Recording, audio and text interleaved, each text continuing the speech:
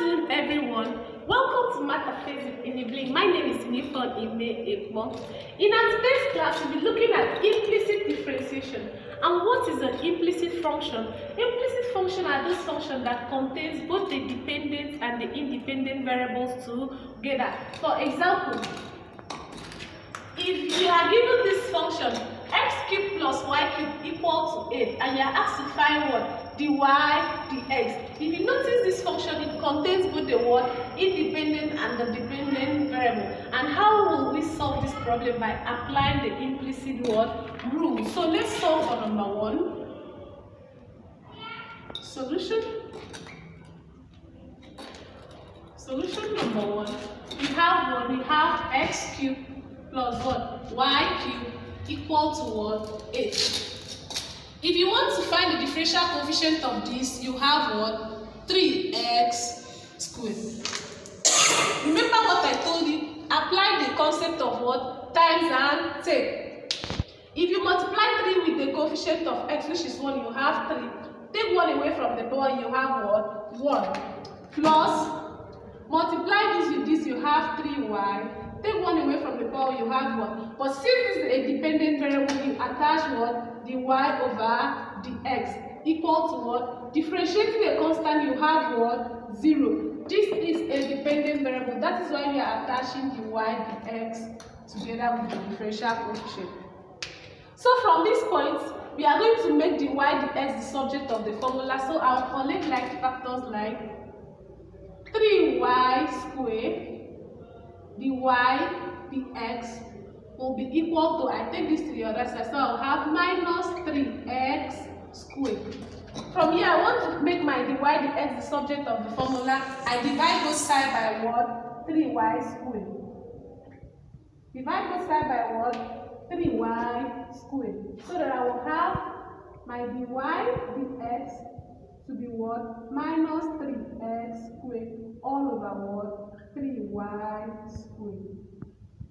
And this can go so that my what? So that my dy dx is what? Minus x squared over what? Y squared. And that's the differential coefficient when you want to differentiate this function. This is the final answer.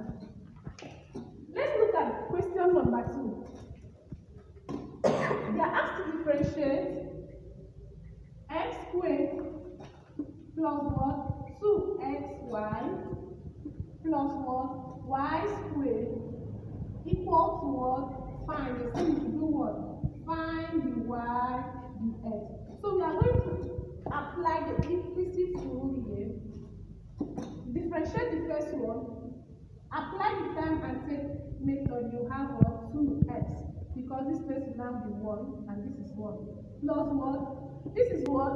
This is a product of two functions together. So we are going to apply the product rule that I taught you in the previous video. What are we going to do with this? You keep x first, you differentiate the second one, then you keep the second one, you differentiate the first one. So I keep my 2 here. I keep 2x. I differentiate this. I will have what? Dy dx. Because if you differentiate y, you have what? 1. So 1 times this will give us what? Dy dx. Remember that y is always what? The independent variable. Plus, you keep y, you differentiate this, you have what? 2. So that will be times 2 and you have 2y. This is a product rule I taught you in the previous video.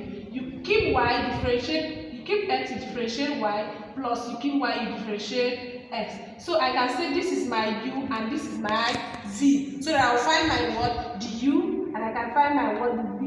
Apply in the formula and you have this. Plus what?